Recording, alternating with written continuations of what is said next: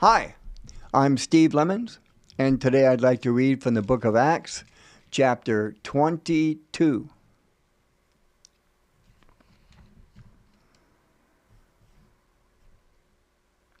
Brothers and esteemed fathers, Paul said, listen to me as I offer my defense. When they heard him speaking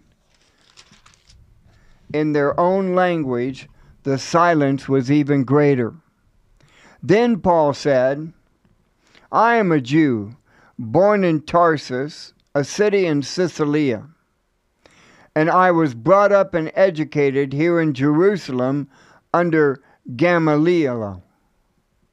As his student, I was carefully trained in our Jewish laws and customs.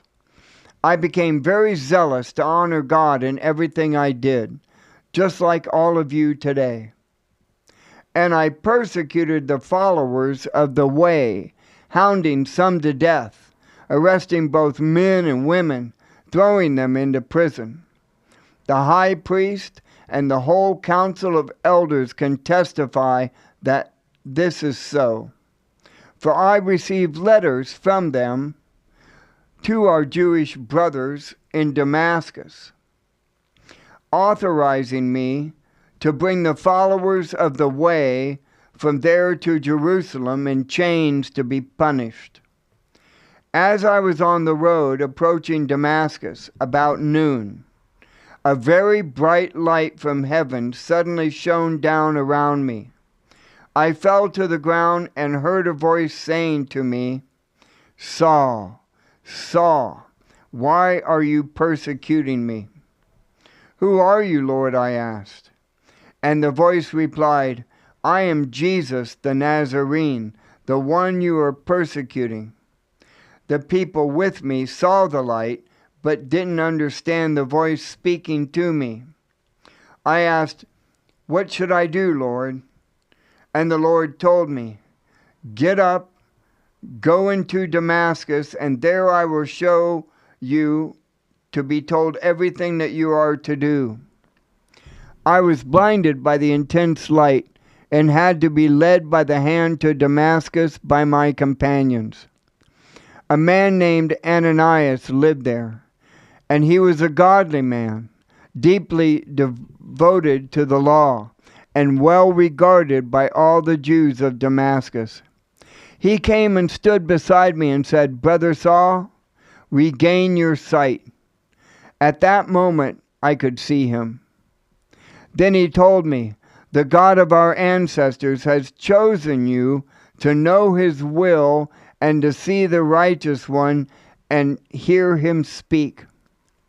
For you are to be his witness, telling everyone what you have seen and heard. What are you waiting for? Get up and be baptized. Have your sins washed away by calling on the name of the Lord. After I returned to Jerusalem, I was praying in the temple and fell into a trance. I saw a vision of Jesus saying to me, hurry, leave Jerusalem, for the people here won't accept your testimony about me. But Lord, I argued, they certainly know that in every synagogue I imprisoned and beat those who believed in you. And I was in complete agreement when your witness Stephen was killed. I stood by and kept the coats they took off when they stoned him. But the Lord said to me, go, for I will send you far away to the Gentiles. The crowd listened until Paul said that word. Then they all began to shout, away with such a fellow! He isn't fit to live. They yelled and threw off their coats and tossed handfuls of dust into the air. The commander brought Paul inside and ordered him lashed with whips to make him confess his crime. He wanted to find out why the crowd had been so furious. When they tied Paul down to lash him, Paul said to the officers standing there, is it legal for you to whip a Roman citizen who hasn't even been tried? When the officer heard this, He went to the commander and asked, "What are you doing? This man is a Roman citizen." So the commander went over and asked Paul, "Tell me, are you a Roman citizen?" "Yes, I certainly am," Paul replied. "I am too," the commander muttered, "and it costs me plenty." Paul answered, "But I am a Roman citizen by birth." The soldiers who were about to interrogate Paul quickly withdrew when they heard that he was a Roman citizen, and the commander was frightened because he had ordered him bound and whipped. The next day the commander ordered the leading priest into session with the Jewish high council. He wanted to find out what the trouble was all about, so he released Paul to have him stand before them. Acts chapter 22.